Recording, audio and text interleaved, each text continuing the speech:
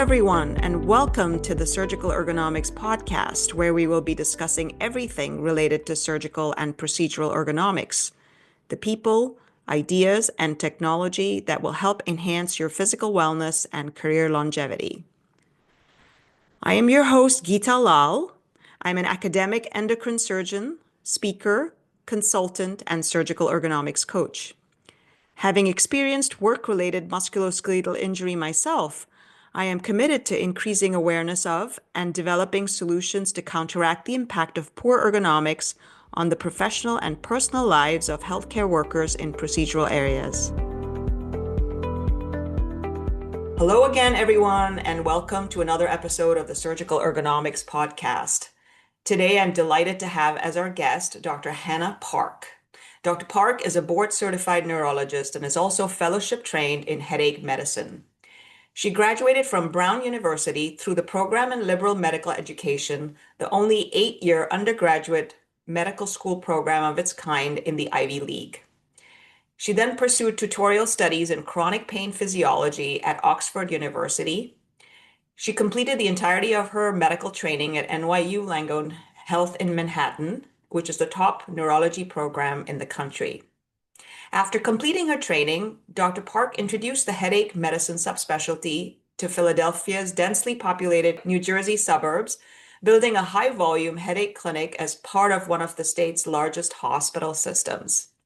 Approximately 1 year ago, Dr. Park founded Park Your Headache, a comprehensive evidence-based headache and migraine clinic, the first of its kind in the area. In addition to treating hundreds of headache disorders, including migraines, Dr. Park specializes in treating chronic myofascial pain and spasm, cervicalgia, jaw, facial, neck, and trapezius disorders. We are indeed fortunate to have her as a guest today. So with that, hello, Hannah, and a big warm welcome to the podcast. Thank you, Geeta, for having me. It is a pleasure. Of course. So just to get us started off, Hannah, could you tell our listeners a little bit about sort of your background, including where you grew up, and a little bit more about your journey in terms of kind of transitioning from an academic high volume practice to then transitioning to your own clinic, Park Your Headache? Absolutely. So I'd like to preface this by saying a few years ago, I moved out to the South Jersey community. This is right outside of the Philadelphia area. I never imagined I would leave Manhattan, where I did my entire training, and I looked up and down near and far to find an area that didn't have a fellowship trained headache specialist. I wanted to set from the ground up an evidence-based headache program and found that South Jersey didn't have a fellowship trained headache specialist. So I learned how to drive and I moved out here wanting to really emulate evidence-based headache medicine and build a program that would serve the community. And actually, I grew up in the greater Philadelphia area decades ago, so I didn't imagine that there would be this homing mechanism. So to now go back to the story, it really begins over half of my lifetime ago.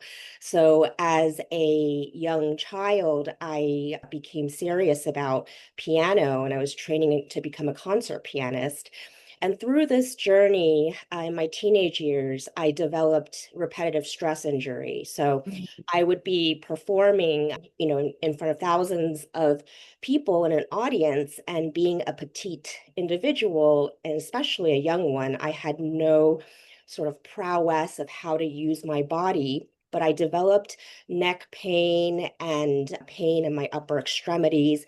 And so as a teenager, I had to go to many different specialists, really seeking a resolution, seeking an answer, undergoing all the studies, and wanting just to have it fixed. After a few years of this, I realized, and it was painful, but I closed the chapter on my musical career, and I was inspired to go into medicine. Experiencing this as a patient, especially someone who was young and, when previously you thought you were invincible, and then, going to different specialists with such high hopes that someone would be able to get you better and you can, go back to your rigorous training. I felt a lot of times alone and misunderstood.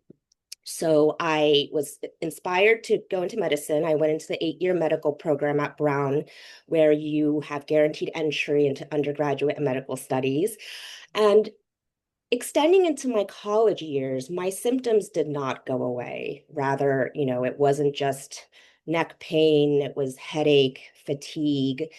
I had difficulty with, writing and working at a computer. And as someone who was in college and, in late teens and early 20s, I felt isolated, like I was an older person, and I tried to hide it because, you're in a competitive environment where, as I've heard elsewhere on your platform, especially as a petite woman who has excelled academically, you don't want to be seen as not able to keep up. So for me, although I had chronic pain and I would, genuinely worry, how would I carry my books? How would I sit at the desk?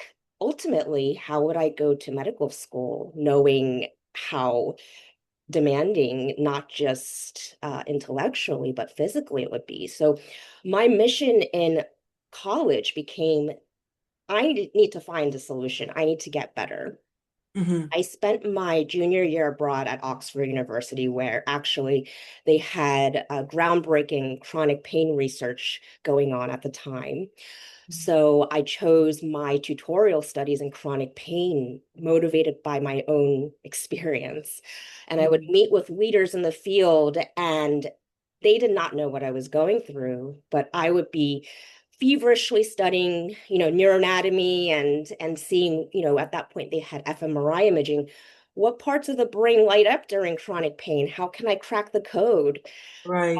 Ultimately, I didn't find the answer, but then I wondered about going into medical school and then also if something else was my calling, like working more with disabilities and the community. Hmm. So Hmm.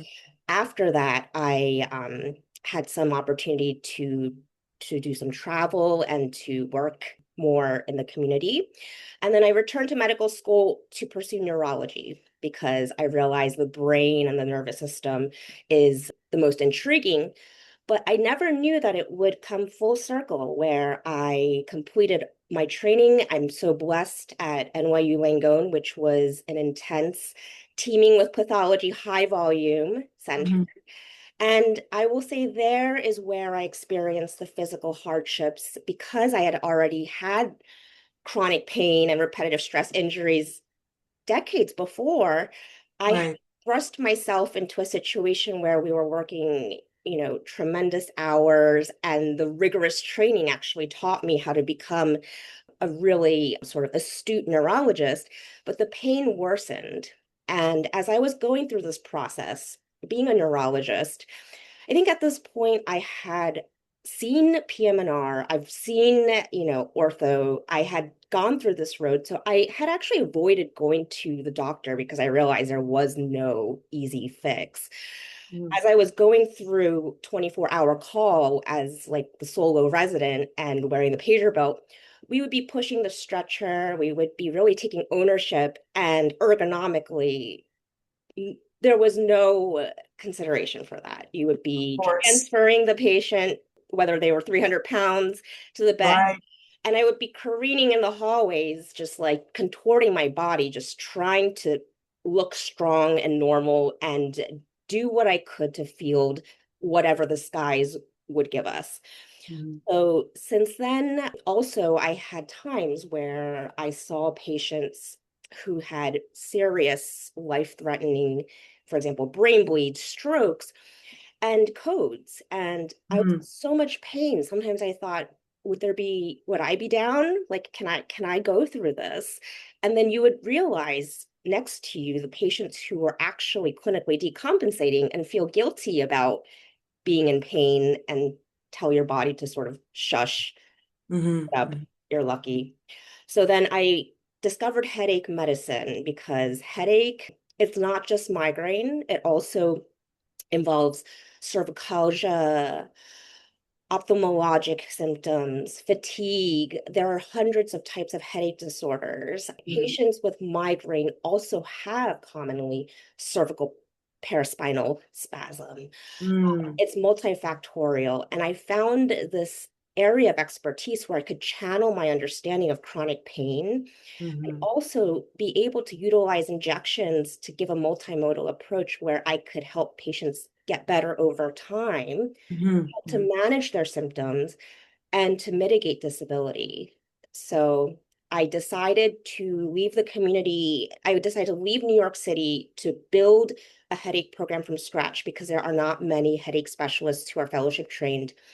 I joined a large healthcare system and built their high volume headache program, but I realized I needed to leave to call my own shots and Mhm. truly implement my vision for a specialized injection based clinic where I offer different types of injections, not just for migraine, but also for neck pain, trapezius pain, myofascial pain syndrome. And I feel like my background has really led me to this point. Wow. I really appreciate, Hannah, the courage it took to share your personal journey and story with me as well as our listeners.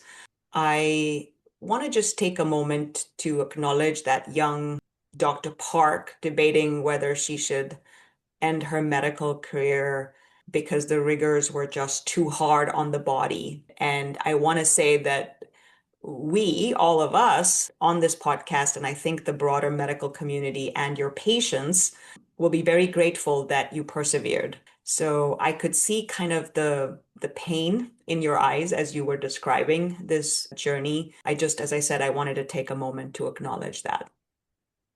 I greatly appreciate it. I have found that my patience and my passion for this field Mhm. is driven entirely by my own experience historically and Mhm. presently, so I can truly relate to what my patients go through, Indeed. especially because headache is not just head pain. We know that Mhm. migraine is a neurologic condition, and it's not just the brain that's bathed in these chemicals, but also the peripheral nervous system. And I feel truly grateful and optimistic for the future of my practice because Mhm. I meld my interest in the neuroanatomy and my grasp of that with my personal experience. And when I inject, I am happy because I know that it's not just me following a map. We're covered in an intricate map of nerves. Mhm. I know where the muscle spasms congregate. I know Right. where the vest of muscle spasms is. And so I'm able to really merge those two realms. And Yeah. I will also emphasize I see a number of proceduralists, whether Mhm. surgeons or dentists, but Mhm. also as physicians. When I was doing my training in Manhattan, Mhm. it wasn't just in the OR, but as I was explaining, the stretcher, moving the patient, also rounding. Right. Rounding took sometimes several hours, and you understand it's being in the clinical trenches. It's not just your cerebral gymnastics, but also your ability to spring into action physically. And I will say I've really appreciated my training and the rigors of it because despite it all,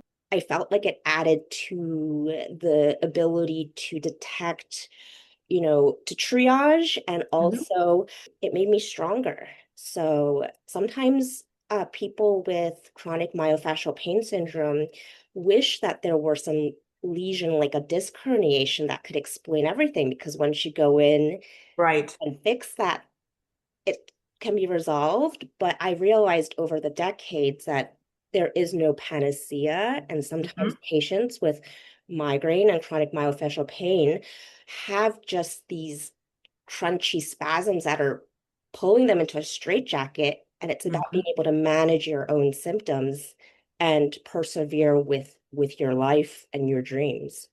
Right, right. Well stated. For our listeners, I also want to share that Dr. Park and I connected on LinkedIn actually when she made a very insightful comment on one of my posts where I was describing myofascial pain. Because of my focus, this was among surgical and procedural staff, but as you will find out and we'll hear more from her, myofascial pain is actually not just unique to surgical and procedural staff, as we've just talked about.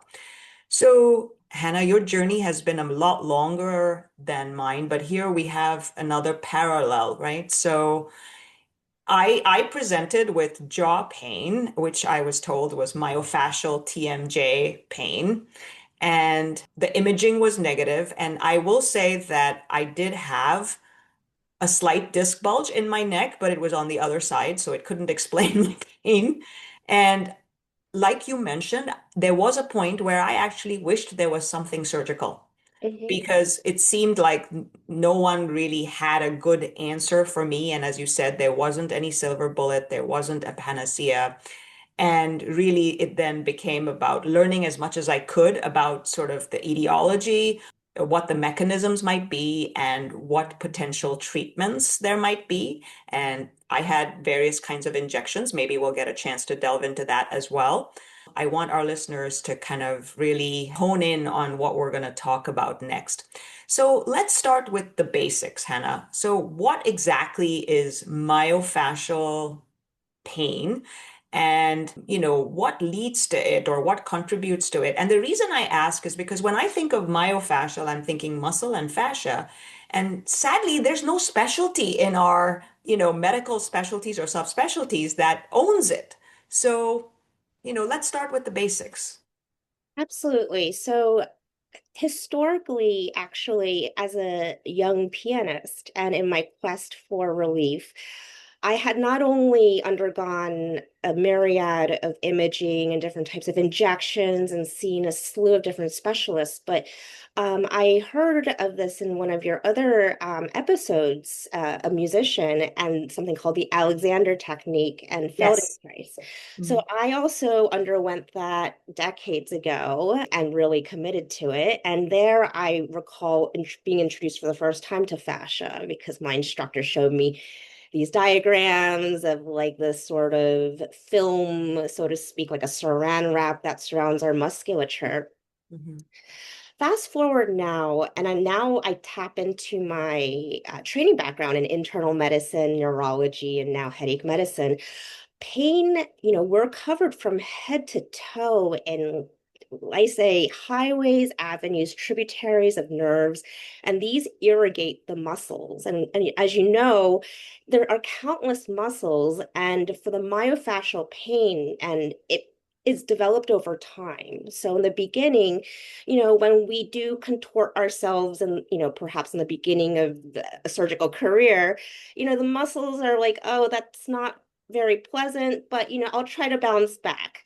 But the more you force these muscles and they're all interconnected into, these restricted positions, and the body sort of revolts and says, why are you doing this to us? Like, this is just not the way we're designed.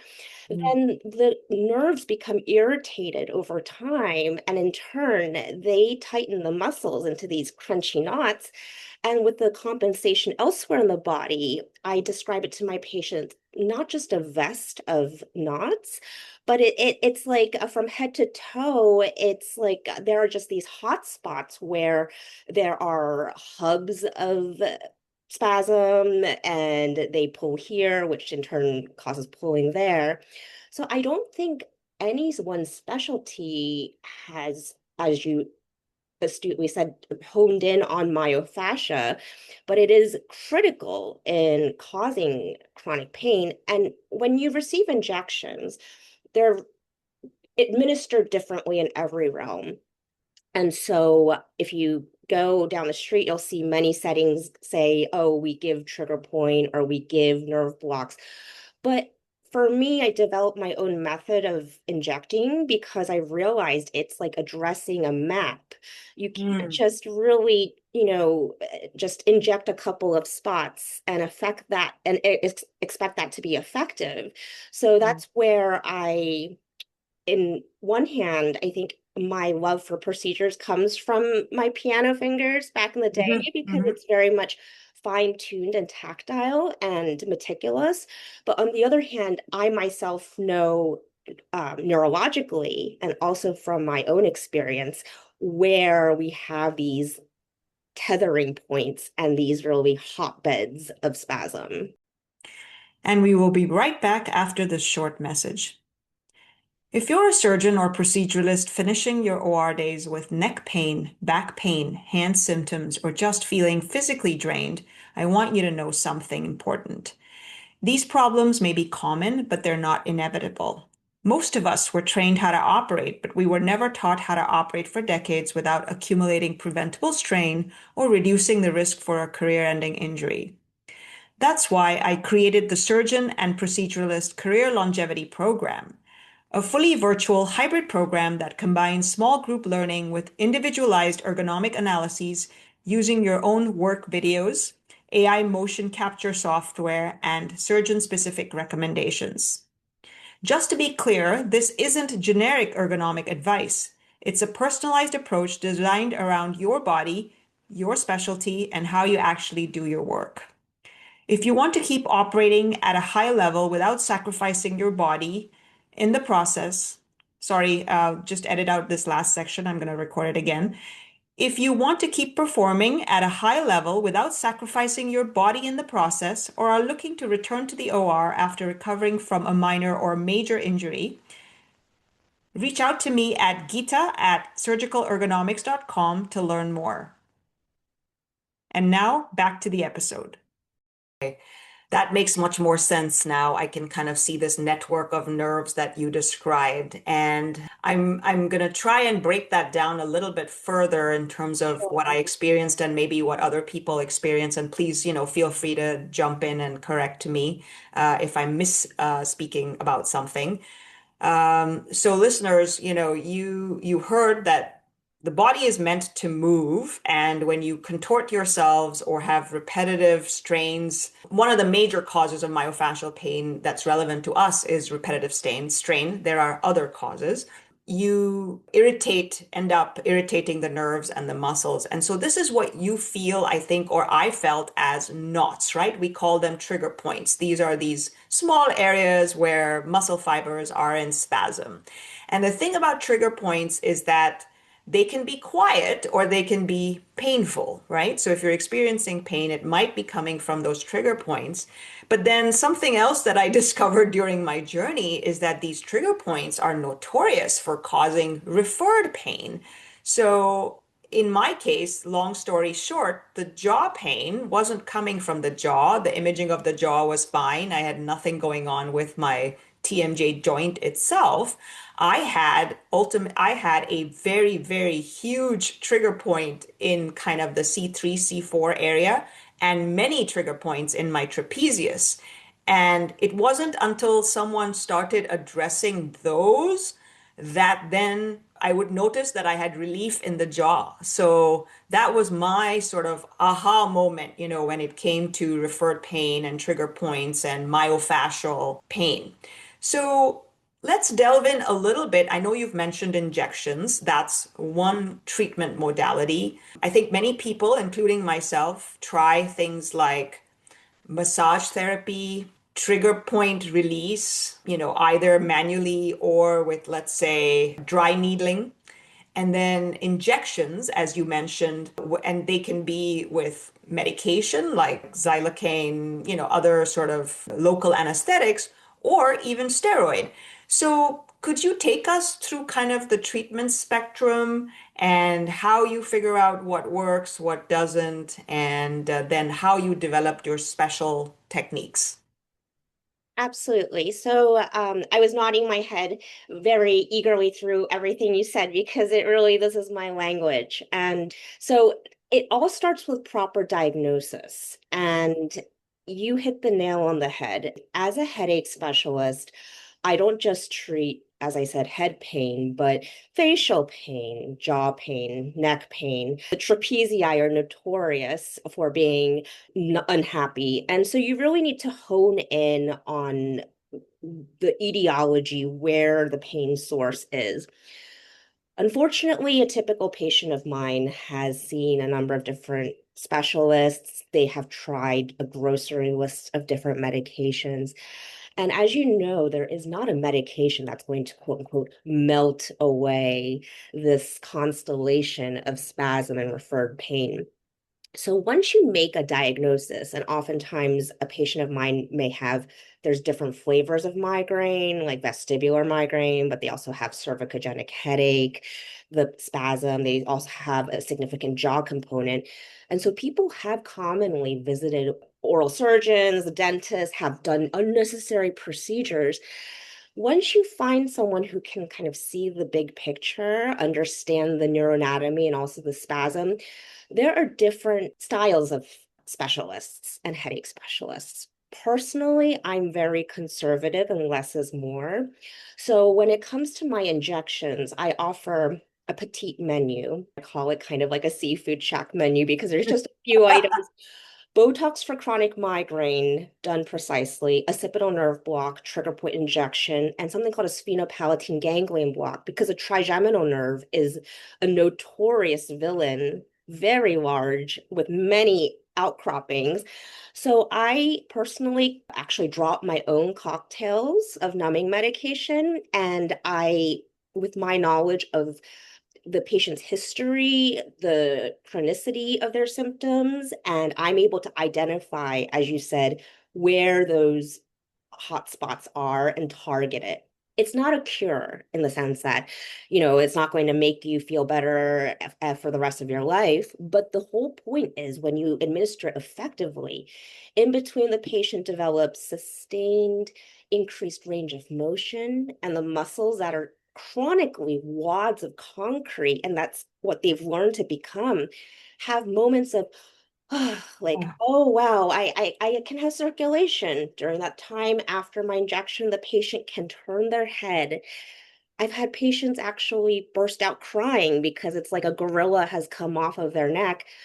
And it's really doing it effectively and in an evidence-based manner so that over time the patients can, there's a feedback that their chronic spasms can learn to have increased periods of relief.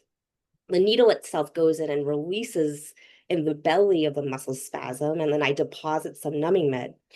You mentioned other treatments such as dry needling, massage. There are a number of different treatments. I personally do not have familiarity. I'm very much, I stick to my sort of background in headache medicine fellowship, learning those injections and then extrapolating upon it with my own passion for the neuroanatomy and also for what I know myself. So a lot of times my patients mention, how do you know? Like, how did you know? And I say, I think this is where I'm able Right. to merge that. And so everyone's different. And so they sometimes say, oh, I received trigger point injections here and it was entirely different from what you did. And it may not, I may have reacted to it this way. So you really have to find the technique that works for you. And I Hmm. come up with a multimodal injection approach and use the leanest number of medications possible so Hmm. that the patients can also become attuned to their symptoms as we clean up the landscape of their chronic pain. Because before, it's like a no man's land. They don't know what's what. It's just a straitjacket back there. But then once you realize, because you have relief, oh, I'm starting to feel tightness here or there, that way the patient can regain control over their body and they Hmm. can continue, they should be able to continue to do the activities that they're passionate about. Right. So, you said some really pertinent and important things there that I want to take a moment to kind of, have our listeners pause and maybe re-listen to those things. Okay. So, myofascial pain is not an easy diagnosis to make, right? You end up seeing a lot of different specialists, and you may have been sent from, usually you end up with your primary care doctor. They might have sent you to PT clinic. They might have sent you to, I was nodding and smiling as you said, seeing oromaxillofacial surgeons. Yep, that's where I went because I had TMJ pain. And then physical therapy. I was sent to see two different physical therapists. One, because they recognized that I had a cervicalgia component. So I actually saw someone for the neck pain, but also someone who specialized in treating jaw pain. And then you really have to have a multimodal approach. And if you go to someone like PT or massage or a pain clinic, which might have done trigger point injections, etc., don't be discouraged if it doesn't work the first time. This is something I learned along the way, and I'm going to ask for your opinion on it, Hannah, which was that it has the two things that helped me kind of persist were it took me 20 years of practicing to get there. So it wasn't going to go away in a day or two, right? Or some fancy one or two treatments, right? And that led me to the second thing, which was there are layers and layers of compensation, as you mentioned early on in this podcast. So it's not that the things that you're doing or the people that you're seeing aren't helping. You have to peel away many, many layers, like an onion, until you get to the root cause. Okay. And the root cause, in my case, was, just three different trigger points, two in the trapezius and one in the neck region that were causing this whole constellation that I showed up with, which was basically pain in one side of my face, my neck, my shoulder, my arm. That was my pain constellation.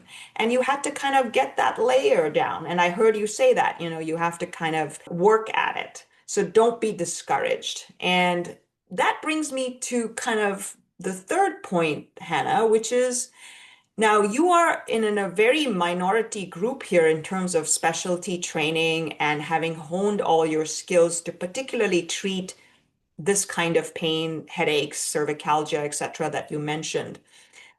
Now, let's say someone's having these issues, they've seen their pain clinic, maybe they have in their hospital or their pain specialists. Is there a way to find you and maybe other people like you in their regions that may have this highly specialized knowledge? How should they go about doing that?